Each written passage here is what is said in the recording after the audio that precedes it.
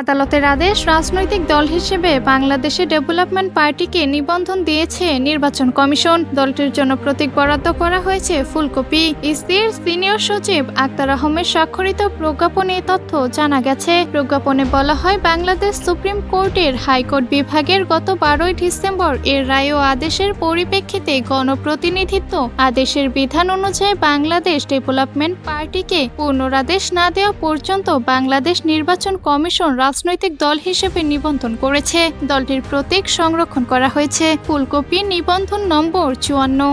এর আগে 2022 সালের 26 অক্টোবর রাজনৈতিক দল হিসেবে নির্বাচন কমিশনে নিবন্ধনের জন্য আবেদন করে বাংলাদেশ ডেভেলপমেন্ট পার্টি, কিন্তু 10 এপ্রিল 2023 সালে নির্বাচন কমিশন তাদের আবেদন নামঞ্জুর করে। এর আগে আওয়ামী লীগ সরকারের পতনের পর এবি পার্টি নুরুল হক নুরুর, গণ অধিকার পরিষদ মাহমুদ রহমান মান্নান, নাগরিক ঐক্য এবং গণসংহতি আন্দোলনকে নিবন্ধন দিয়েছে নির্বাচন কমিশন।